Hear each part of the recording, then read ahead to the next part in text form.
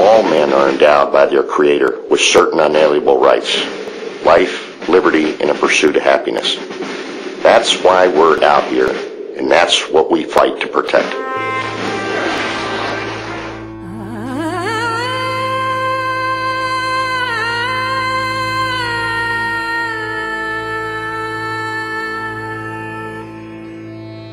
حرية بوش وديمقراطية الشعب العربي والإسلامي والأجنبي. ديمقراطيته أنا أروح أشتريها ب6 أنفار. أنا ما أريد هاي الحرية، ما أريد هاي الديمقراطية، وأخويا وأطفاله راحوا من عندي، وهذا اللي ترونه ها من الدماء والجروح واللي الدمار اللي صاب داري. It's an amazing thing to think that the 18-year-old kid that just came out of high school delivered freedom to the Iraqi people. We needed to be here. My coworker, Bob Fitch, over at the Resource Center, he always says that the crime of the recruiters is omission. It's not so much what they say as what they don't say and what they don't tell you about. That's how they're going to get you. According to the Veterans Administration, over a third of the homeless in America are veterans. 90% of women who join the military report at least being sexually harassed, and I think the figure's about over a third of them report actually being raped. That's an incredibly important factor for young women especially to consider before they join the military, but they're not going to hear it from the recruiters. They're not going to hear it from the massive media campaign with all these slick commercials and advertisements and video games and all the results of the billions of dollars that the military puts into promoting itself. The enlistment agreement in itself is a deception. You're signing something believing that's what it is at face value, but right there in that clause, it says no. That anything can change at any time without any notice to you. The attack that was made on US soil created kind of a patriotism that was really manipulated and exploited by this administration.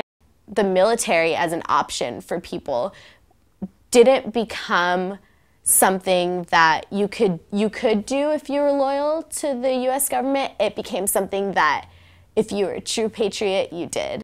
I've been active in SAW since it started last January, and SAW Students Against War, and we have a counter-recruitment group that not only does counter-recruitment on our university's campus, but also on the high school campuses.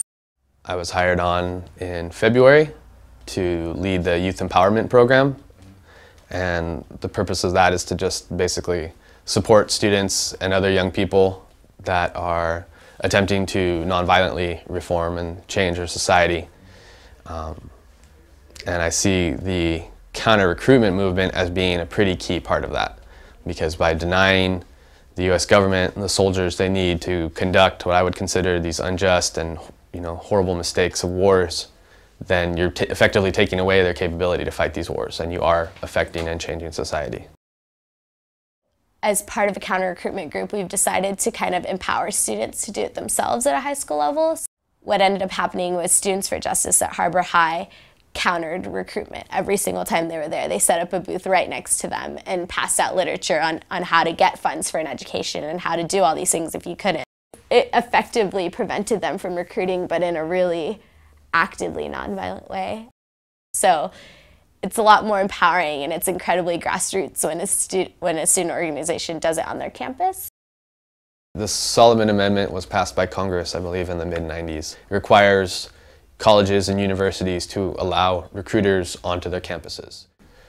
As of now, it's required, and I know a lot of schools are kind of begrudgingly letting recruiters onto campus. And I think we both know how it's gone at UCSC the past 2 times recruiters have tried to come on campus.